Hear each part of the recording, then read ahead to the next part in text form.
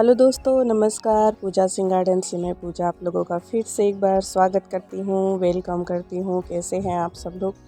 दोस्तों, कितने समय के बाद मेरे गार्डन में अब फ्लावरिंग फिर से दिखने लगी है, तो मुझे तो बहुत ही अच्छा लग रहा है। जब से नया गार्डन बना था इसके बाद से थोड़ी फ्लावरिंग कम हो गई थी, लेकिन अब फ्लावरिंग स्टार्ट हो गई है। और इसमें देखिए पिंक कलर के फ्लावर आने वाले हैं और इतने सारे बर्ड्स बने हुए हैं। तो दोस्तों, जैसा कि अभी बसंत ऋतु आ गया है, सारे प्लांट्स में ग्रोथ स्टार्ट होती है। तो कुछ की हमने रिपोर्टिंग की है, कुछ को हमने खाद दिया हुआ है। लेकिन दोस्तों, हमने उनकी रूट प्रूनिंग भी की हुई है, तो अभी उनकी रूट अच्छे से डेवलप नहीं हुई है। तो ऐसे में आज हम एक ऐसा लिक्विड फर्टिलाइज़र उनको बना के देंगे ताकि उनकी ग्रोथ जल्दी हो सके और जो नए सूट्स वो निकाल रहे हैं वो अच्छे से निकल सके। आपने देखा होगा कि जब हम पानी नहीं देते हैं तो उनके पत्ते कैसे मुरझा से जाते हैं, लेकिन जैसे ही पानी देते हैं वो वापस हरे हो जाते हैं। तो ये मेरा कुछ किचन वेस्ट है जो कि हफ्ते में मेरे संडे को बहुत ज़्यादा निकलता है, क्योंकि वीकली हम जब लेके आते हैं सब्जियां वगैरह फ्रूट्स, तो ये सारी इतने सारे छिलके मेरे निकलते हैं। तो मैं हफ्ते 15 दिन में इस तरह से लिक्विड फर्टिलाइज़र एक बार उनको बना के वेजिटेबल्स के और जो हमारे किचन वेस्ट से जो भी कोई फर्टिलाइज़र निकलता है उन सबको मिला के मैं लिक्विड फर्टिलाइज़र बना के ज़रूर देती हूँ।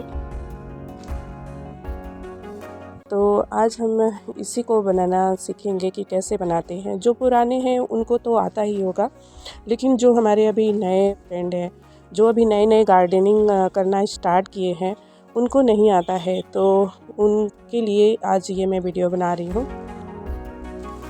सबसे पहले तो आप कोई बाल्टी ले लीजिए, टब ले लीजिए या आपके पास जो भी अवेलेबल हो उससे ले लीजिए। उसमें आप जितने भी आपके किचन वेस्ट निकले हैं वो भर लीजिए और फिर उसमें आप पानी भर दीजिए।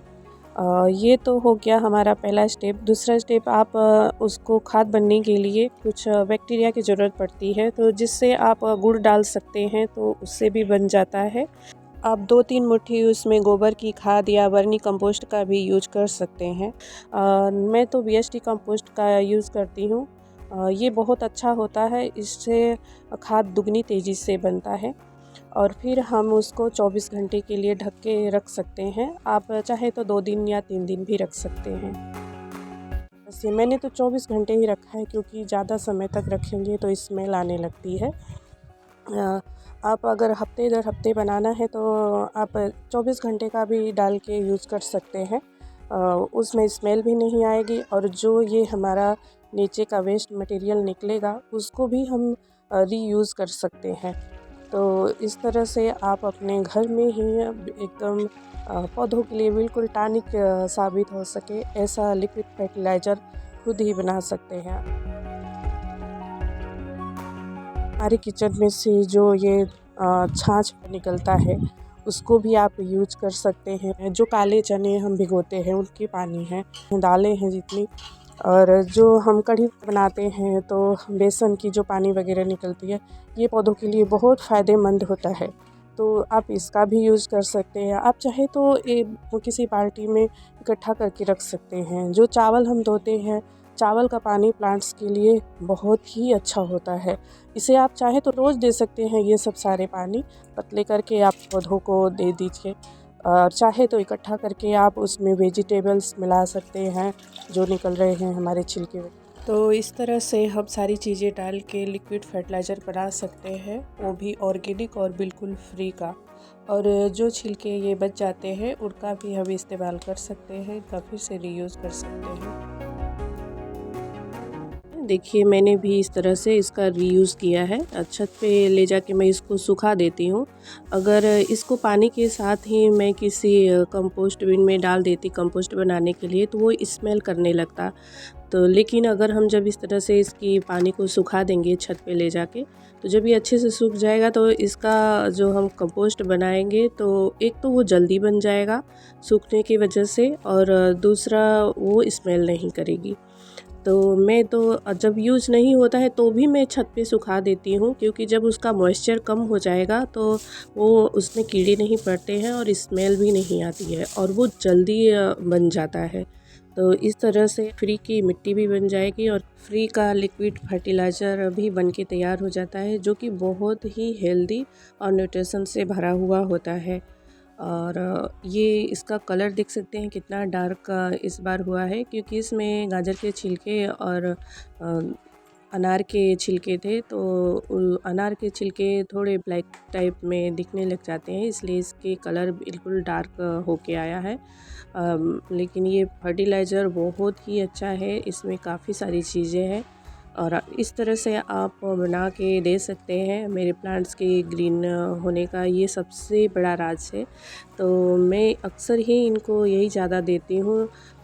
मैं जब केमिकल वाले देती हूँ तो मेरे से थोड़े बहुत 19-20 होता है, तो कभी जल भी जाते हैं प्लांट्स, लेकिन ये ऐसा फर्टिलाइज़र है कि आप जब चाहे दे सकते हैं। रोज़ भी देंगे तो भी प्लांट्स को कुछ भी नहीं होएगा, लेकिन अगर कहीं हमने डाई, यूरिया या कुछ और दिया, थोड़ा सा भी ज़्यादा हुआ तो उसके पत्ते जल जाएंगे, रूट बर्न हो जाता है अंदर से और फिर धीरे धीरे हमारे प्लांट्स ख़राब हो जाते हैं और हम अपने प्लांट्स खो देते हैं।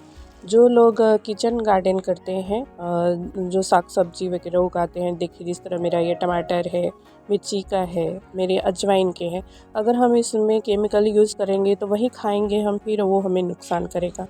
तो आप ऐसे में इस तरह के फर्टिलाइज़र ऑर्गेनिक यूज़ करें और हेल्दी आप खा सकते हैं। अडेनियम के लिए भी ये बहुत अच्छा होता है। क्योंकि अडेनियम का प्लांट बहुत स्लो ग्रोथ करता है। वो केमिकल हो या फिर गोबर की खाद हो, वो धीरे धीरे जड़ों से लेता है, लेकिन अगर हम पानी तीसरे चौथे दिन देते हैं, वो देंगे तो ये बहुत जल्दी से ले लेगा और इनमें इन्फेक्शन होने के भी चांस नहीं होंगे, क्योंकि ये वाटर के रूप में रहता है, तो ये बहुत अच्छे से ग्रो करते हैं। हमारे विंटर के फ्लावर जितने हैं वो अच्छे से ब्लूम करेंगे। आप चाहें तो इसमें सरसों की खली भी मिला सकते हैं, वो भी डाल के दे सकते हैं, लेकिन सरसों की खली मिलाएंगे तो इनमें डिस्टेंस थोड़ा रखिए, कम से कम 15 दिन में ही सरसों की खली देंगे। आप इसमें NPK 19-19 और DAP आधे चम्मच डाल सकते हैं, लेकिन 15-20 प्लांट हो और 15 से 20 दिन का गैप भी हो, नहीं तो प्लांट ख़राब हो जाएंगे। तो दोस्तों आज का वीडियो इतना ही करते हैं, नहीं तो बहुत लंबा हो जाएगा। फिर आपसे मिलते हैं अगली वीडियो में। वीडियो अच्छा लगा हो तो please like, subscribe and share कीजिएगा। नमस्कार।